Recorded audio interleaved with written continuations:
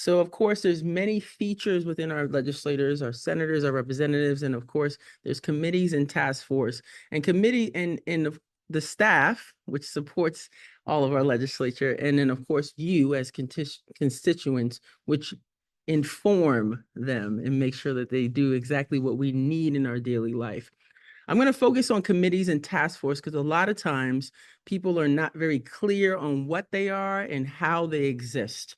So committees, which you see over there on one side, they review, debate, and amend. Those are the things that you should focus on when you think about committees. They are usually long-term and broad in scope, not constitutionally mandated, but established by rules and traditions, and they're crucial to the process. Crucial to the process. And they're determined by legislative leadership. There are 3 types of committees in Oregon. We have a standing committee, set of standing committees, which are permanent and exist within each session, usually between 14 and 20 within the 2 separate chambers, so the House and the Senate. And examples of some of those committees would be our health and education and environmental committees.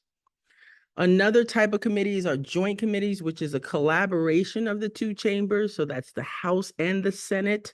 They collaborate on decision makings together within those committees or joint committees. Examples of those would be Ways and Means, Audit, and Emergency.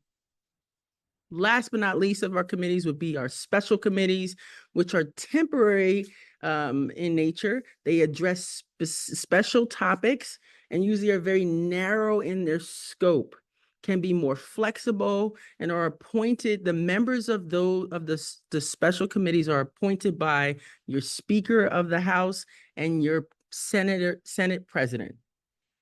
They hold hearings, they gather information, they draft legislation, and of course, they investigate and make recommendations for bills.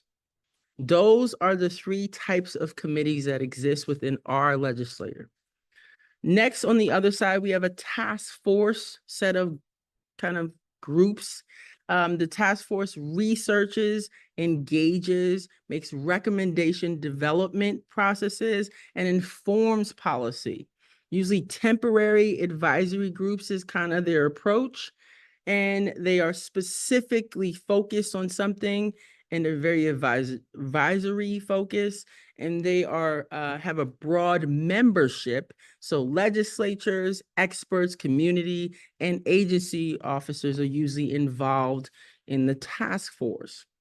The formation comes from a legislative resolution or an executive order, and they're usually tasked to produce some type of report, which is then submitted to the governor, the legislature, and the relevant agencies. Examples would be universal health care, racial justice, autonomous vehicles.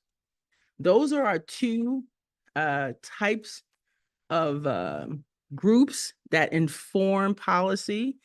Committees versus task force, if you were to think about it, their differences lie in authority, membership, types of membership, purpose, and duration. That's really where the differences shift within those 2 groups. And it's really important to also remember that committees are broad in focus and part of the rules and tradition of our legislature, not constitutionally mandated, but part of our rules and tradition. And task force are specialized and also focus on emerging issues. With that being said, we'll go to the next slide.